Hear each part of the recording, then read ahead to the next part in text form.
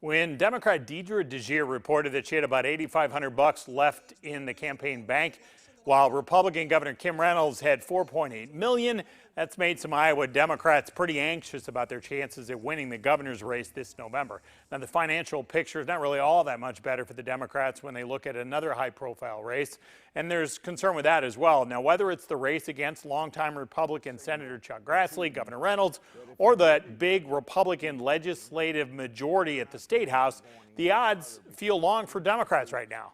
Longtime Democratic strategist Matt Paul addressed the reality. Those are historically some lower figures here. What does that tell you? Well, that means we've got a major balance sheet problem. There's no shock about that. We all saw those numbers. They're disappointing. But I think these campaigns have got to think about what they're going to do different.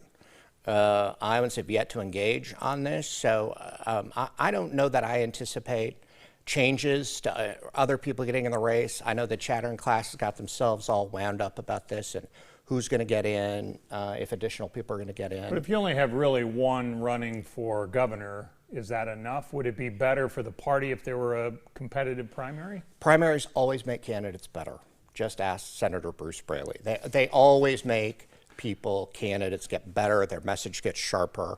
It strengthens their reach, and they get a chance to pressure test how they're connecting with people. And so I think a primary makes people better, but this is where we are. The petition deadline is coming up quickly.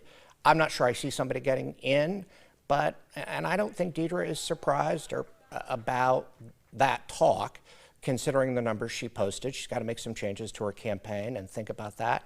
But you know what? She got in the race. She's running when other people weren't. And if she's the nominee, we've got to get behind her, and we've got to support her. Because of your resume and where you are in this state, you undoubtedly have a lot of private conversations with Democrats.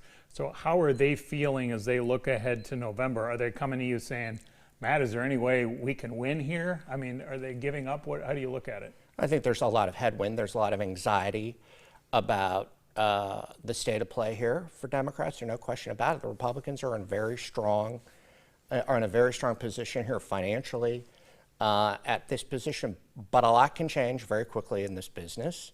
And I think there's just a general frustration about record job growth. You have General Motors announcing a $7 billion investment in the state of Michigan. When's the last time you saw that? So there are a lot of great things happening in this administration. There's a lot of COVID fatigue. We've got to manage through that. Knock on wood, we're making our way through that, and hopefully these numbers continue to decline. But we got a big messaging problem, and it is going to take more than one cycle to fix it. But that work's got to start now. You spent a good bit of time in D.C. How do you view how Democrats have chosen to proceed through the Biden administration here? They do a lot of really big things, or have tried to, right? Like Build Back Better. You got all kinds of things in the pot here. Does that then create problems? Because it's always the national storyline is, well, what's Manchin going to do? What's Sinema going to do? And if they don't go along with it, the whole thing gets torpedoed. And this whole sausage-making process is what all the stories are, and not about the job creation, the COVID recovery, all of this kind of stuff. Did they shoot themselves in the foot by not breaking things off into smaller chunks, getting some victories, and trying to go that way? Well, they have had victories, but we haven't been talking about it. I've never seen process stories take the main stage like they have in recent time. I mean, we talk about one thing I think that's changed in the 25 years or whatever long I've been doing this. The sausage making interest, the attention to that, I think sometimes outweighs. Well, it's easy. I mean, that's an easy story to do. And so, again, what's frustrating, what's in these bills, immensely popular. They test very well. Individually. But we have to talk about them the right way. And we have to talk about what we're going to do, not just the price tag. It's fact, it's important. You got to do what's reasonable.